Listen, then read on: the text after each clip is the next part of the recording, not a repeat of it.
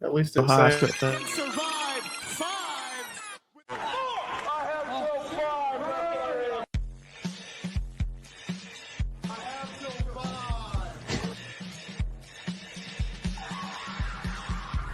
Hall of Famer Tito Santana. Till 5 Wrestling Gold First up is enjoy wrestling. Awesome. Wedding my jeans, bro. What's your opinion? And something like that than I have ever felt.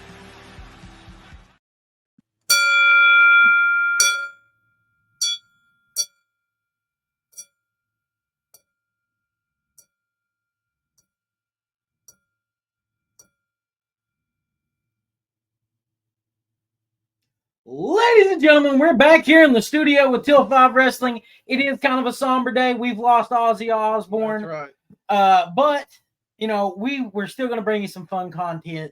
We've got 5 segments planned. We're going to start this off, though, with a little bit of returning their honor because we're talking about the Kingdom, folks. These guys deserve a lot more credit than they've gotten in pro wrestling. I know there's kind of this sentiment that Matt Taven ruined the world title for a lot of fans. But I really liked this tag team. They were a fun tag team. Yeah. So they started in 2014 before that with Matt Hardy and Adam Cole and Mike Bennett. Iconic Matt Hardy. Iconic Matt Hardy. A very fun Matt Hardy. They were later joined by Taven and Maria Kanellis. Matt Hardy left for TNA in 2014, making that a short run for him. Yeah. And that's when we would really know the Kingdom as we know them. Yeah. And for me, they were good to watch wrestle. Yeah. I can't really name a match that I loved of theirs. They were always good hands. And I hate that they've not been treated well in recent. I really love the All-Star Extravaganza match where they won the Ring of Honor Tag Team Championships against the Addiction and the Young Bucks in a 3-way. Well, you're always high on 3-ways or 4-ways. That's how it works. Yeah. But I really liked me and my wife went to a show. Yeah. And of course, Ring of Honor, people always threw streamers. Streamer got caught in a ceiling fan. Fans start to chant for the ceiling fan. Matt Taven comes out, puts a steel chair in the middle of the crowd, climbs up on it to get the streamer, and it tears, so he can't get it all down. So then they all start turning on him and chanting, "You fucked up." Yeah. Well, they, to their credit, they knew how to work a crowd. Yeah. That was the beauty of those two guys. Yeah, they're really good. Workers. I wish AEW did more with the Kingdom. Well, and that's something that we'll get more in depth into next week when we talk about how to return their honor, how to rebuild them. Now, if you're somebody who's doing some renovations, perhaps you want to go see our sponsors at Stover's Liquidation. You can go see them at 481 Tulsa Road in Oak Ridge, Tennessee. You can call them at 865-523-4449. You can also visit them online at www.stoversliquidation.com. You can also get liquidation and wholesale home improvement products. They got truckload quantities available, fresh loads of flooring, everything you need for home renovation. You can go see our friends at Stover's and get whatever you need, except on Sundays because they're closed. They are closed on Sundays. Now, I've been enjoying these crossovers. Yeah, they've been fun to learn about some wrestling random crossovers. Yeah. Random wrestling crossovers. Yeah. And this week we're going to talk about Shaq. Shaq Diesel. Who actually appeared in WCW, the WWE, and AEW. Very cool. In 1994, Shaquille O'Neal appeared alongside Hulk Hogan at Bash at the Beach, along with Mr. T and Jimmy Hart. Yeah.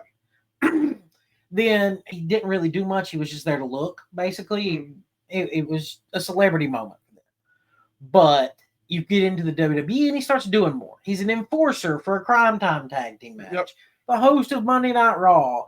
He teases a match with the Big Show for a while and never comes to fruition. Never comes to fruition. So he does appear at the WrestleMania Andre the Giant Memorial Battle Royal. Yeah. Has some interaction there with a couple of big guys. That's his WWE moment.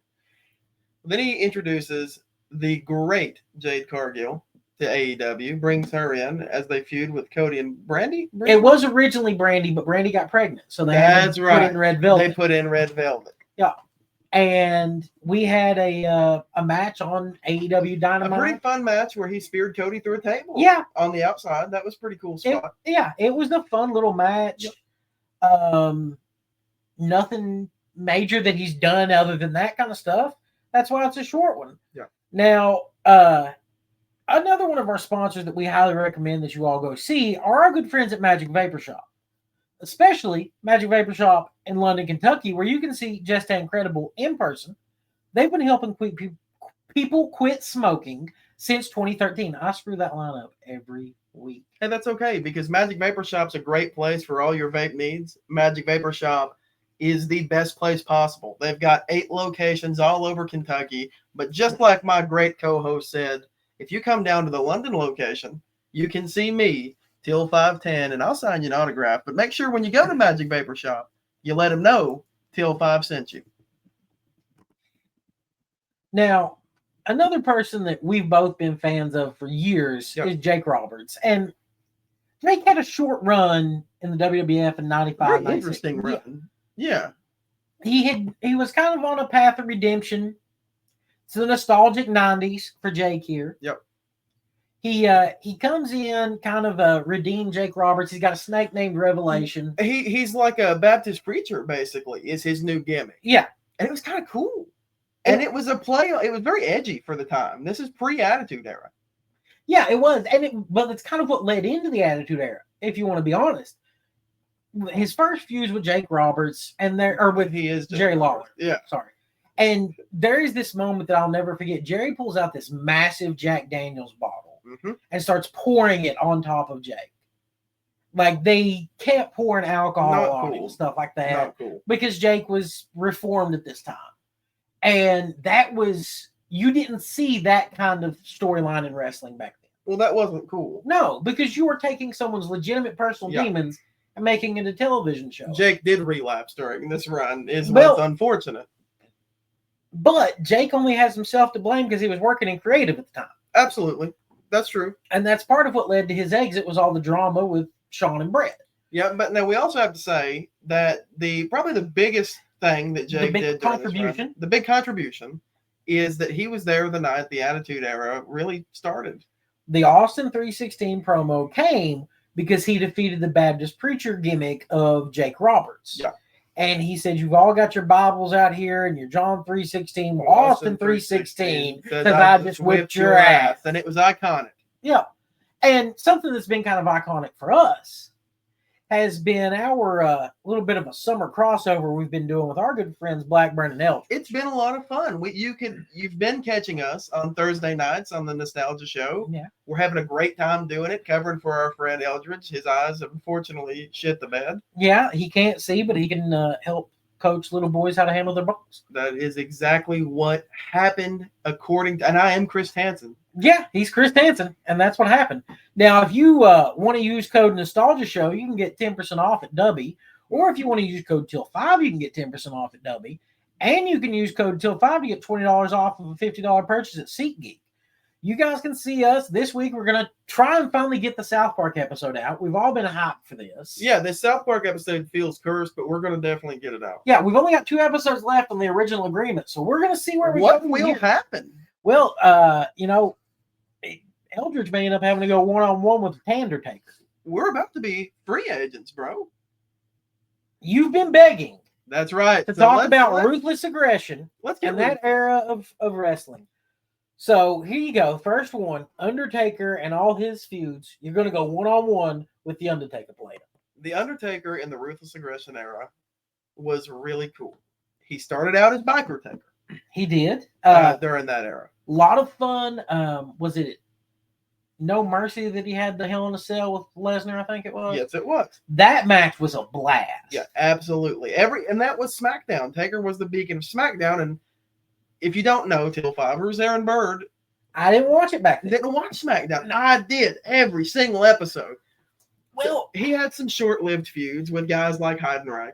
Muhammad Hassan. He was the Supernatural Undertaker again by then, though. He had a month-long rivalry with John Cena going into Backlash. Well, actually, I really enjoyed. His feud with Muhammad Hassan was actually meant to go on quite a bit longer. Yeah. But they did that horrible thing the same week of the London bombing in 2005. Yeah, and then decided to leave it on the and broadcast. cost a very good wrestler, Muhammad Hassan, a career. Yeah, I really think that he Yeah. could have been a great performer. He could have been a world champ.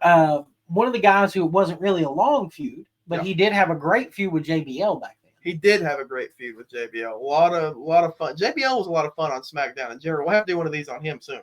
Truthfully. Maybe we'll see. Yeah. You know, We'll we got to see see what how it that does. does. We got to see what's a draw. But you know, once he like I said, he was the biker Undertaker, the American badass. He had that great feud with Kane during the Ruthless Aggression era, where they rebirthed that, and he was that's what brought back the dead man. that brought back the dead man, Yeah. and he buried Paul Bearer in concrete. While feuding with the Dudleys. Like, Uh-huh. it was a 2-on-1 with the Undertaker. That's a good that short-lived way. feud Yeah, to it was. discuss. Yeah, that's a good one. Really, he was feuding with Paul Heyman, but the Dudleys were his enforcers. Yeah. Well, I kind of feel like Heyman was his counterpart throughout SmackDown at that point. At that point in time, Heyman to him was like Vince to Steve Austin in a way. Yeah. And it worked. It was a Yeah. fun. I have seen enough. Sting Like, to I watched Bischoff all the even. pay-per-views back then. I Yeah. just didn't watch the weekly. Yeah, well, it was great. Literally didn't have time. He had a very, very short-lived feud with Mordecai. Yeah. I really like that gimmick, but I think that the size difference hurt that for him a lot. Supposedly, the dirt sheets have always said that Vince didn't realize that he thought Mordecai was going to be bigger. Yeah. When he called him up. Well, there was a rumor at one point that Jacob Duncan from OVW was going to get called up for a rivalry, but he had some heart issues. And that is what extended the Heidenreich one an extra month. Yeah. Which Yeah. was unnecessary. Jacob Duncan, Williamsburg, Kentucky native. Ryan Wilson. Triton? Yeah, Triton. Triton. Yeah, back in the day. Triton was something. I liked The this gimmick silly was gimmick. cool. Yeah. I liked he it. had a It was good cool. look. He did. Yeah. Could have been a bigger star in the business. He really could have. Should have been a bigger star in the business. Maybe you should have. Maybe you should have took better care of himself. Hey, that happens. That happens. He could have been featured on this more prominently. He could have been talked about in the Let's Get Ruthless angles. Well, we did get talked Maybe. about. Well, he is We're getting putting him right over. now. Put him in over. Good for you, Yeah. Triton. See, that's what we do here. We give flowers. They may not be the best flowers. They may be dandelions, but we'll give you flowers. Now, if you would like to purchase some flowers, you could go see our good friends at Green Hemp Company. That's right. They're back, folks. 9 a.m. to 10 p.m. Monday through Friday, 10 a.m. to 7 p.m. on Sundays. They're rolling in the foothills of the Smokies. You can call them at 423-609-7138. Go see them in person at 2560 East Andrew Johnson Highway, Suite 3 in Greenville, Tennessee. Go see our good friend Hot Donna, and she can hook you up with some great deals on quality THC products. They've got all sorts of great flour in new shipments in weekly. They've got disposables. They've got glassware, anything that you could need. And it's all good. For your smoking entertainments or your smoking ailments. as it Or could be. edibles. Or edibles, you can go see them. Go see our good friends at Green Hemp Company. They'll take care of you. All right, Tanner. Here we go. I'm so excited for this one, man. So to lead into this one, I want to say that a great wrestler has announced that at the beginning of next year at Wrestle Kingdom, he will retire from the ring. Goldberg retired a couple weeks ago. Dude, Bill Goldberg retired. Fuck Bill Goldberg. We're not in the show yet. This is Tan on Japan, Tanahashi. Tanahashi. That's right, dude. So, really what needs to be said about Hiroshi Tanahashi, he debuted in 1999 alongside Katsuyori Shibata and Shinsuke Nakamura, who also went on to have phenomenal careers. And they were known as the Three Musketeers when they were coming up in the training class. Okay. They all were the top prospects. And it was killer, man. But this guy has won every single championship New Japan has ever offered. Mm-hmm. This guy has won the G1 Climax 3 times and might do it again this year. He could. He could do it one last time. Will he go into Wrestle Kingdom Will in we get January a, as world champion? A 4-time Tanahashi G1 winner. That would be pretty cool. He's won tag belts with everybody. He's very synonymous with Shinsuke Nakamura. I know you're a TNA guy. Do you remember when they tag teamed in TNA a little bit? Yeah, I do. I also remember Tanahashi and Kurt Angle. Yeah. In TNA. Good Yeah. stuff. Yeah. Good stuff. But he's great, man. But there's a couple matches specifically that I wanted to talk about. One is from October 8th, 2012 in New Japan against Minoru Suzuki. Mhm. They go about 40 minutes and they tear the absolute house down. And the other one, I think everybody knows where this one's going. If you know Tanahashi, was from Wrestle Kingdom in 2016. His excellent hour-long match with Kazuchika Okada. Well, of course. Okada and Tanahashi kind of go hand in hand. I feel like Tanahashi was the ace, Okada was the king. Exactly. They Well, one without the other, it never feels right. I wonder how much of the New Japan partnership with TNA ended up souring them on the States enough that they could build their own product over there, and that's kind of what helped AEW. I think that's probably what's going to happen with TNA now. and I think, well, they already don't have a partnership with New Japan. I No, don't but think. TNA has one with WWE, and I feel like that's going to bastardize That will what we used to bastardize know the as product. TNA. Before we get off Tanahashi, I would like to say one more thing. I failed to mention that he is the current president of New Japan Pro Wrestling. Mhm. Like, he is the corporate man now. Good for him. But back to what you were talking Yeah, about. we talk about this garbage TNA now. Why is it that TNA has both of their world champions are WWE NXT superstars? I feel like maybe Vince Russo's statements of the roster is 75% amateurs, bro.